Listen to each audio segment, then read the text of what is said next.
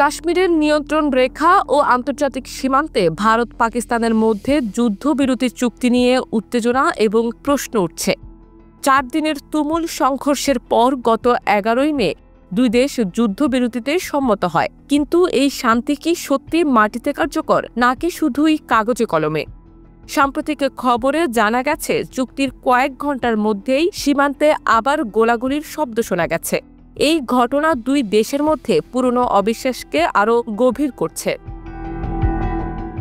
যুদ্ধবিরতি চুক্তির পর গত 12 ও 13 মে কুপওয়ারা ও আখনুরের কিছু গ্রামে শান্তি ফিরেছে বলে খবর পাওয়া গেছে। ভারতীয় সংবাদ মাধ্যম জানিয়েছে এই 2 রাতে কোনো গোলাগুলি বা সামরিক উত্তেজনা ছিল না।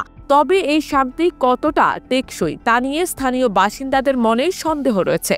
কারণ এর আগেও বহুবার যুদ্ধবিরতির চুক্তি কাগজে কলমে থেকে বাস্তবে আসেনি।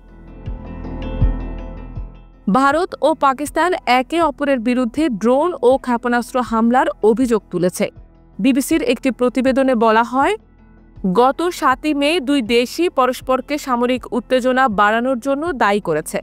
এই অভিযোগ পাল্টা অভিযোগের মধ্যে সীমান্তের শান্তি ভঙ্গুর হয়ে উঠছে। স্থানীয়রা বলছেন, যুদ্ধবিরতির ঘোষণা সত্ত্বেও সীমান্তে উত্তেজনা কমেনি। অনেকে আশঙ্কা করছেন এই শান্তি কেবল অস্থায়ী এবং যে কোনো মুহূর্তে আবার সংঘর্ষ শুরু হতে পারে। কাশ্মীরের সীমান্তবর্তী গ্রামগুলোতে বসবাসকারী মানুষের জীবন এখন অনিশ্চয়তার মধ্যে। যুদ্ধবিরতি ঘোষণার পরও অনেকেই নিরাপত্তাহীনতায় ভুগছেন। স্থানীয় এক বাসিন্দা বলেন, আমরা শান্তি চাই, কিন্তু প্রতিবার যুদ্ধবিরতির কথা বলা হয় আর কয়েকদিন পর আবার গোলাগুলি শুরু হয়। এই অঞ্চলে দীর্ঘমেয়াদী শান্তি প্রতিষ্ঠার জন্য দুই দেশের মধ্যে আন্তরিক সংলাপের প্রয়োজন বলে মনে করেন বিশ্লেষকরা। কিন্তু বর্তমান পরিস্থিতিতে সেই সম্ভাবনা খুবই ক্ষীণ। কাশ্মীর সীমান্তে যুদ্ধবিরতি বাস্তবে কার্যকর হচ্ছে কিনা তা নিয়ে সন্দেহ থেকেই যাচ্ছে।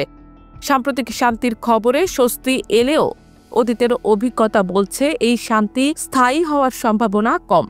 দুই দেশের মধ্যে পারস্পরিক অবিশ্বাস এবং সামরিক উত্তেজনা এই অঞ্চলের শান্তিকে বারবার প্রশ্নের মুখে ঠেলে দিচ্ছে। ভবিষ্যতে কাশ্মীরের স্থায়ী শান্তি প্রতিষ্ঠার জন্য কূটনৈতিক প্রচেষ্টা এবং পারস্পরিক সহযোগিতার কোনো বিকল্প নেই। তবে এই মুহূর্তে কাশ্মীরের মানুষ শুধু একটি শান্তিপূর্ণ ভবিষ্যতের স্বপ্নই দেখছে।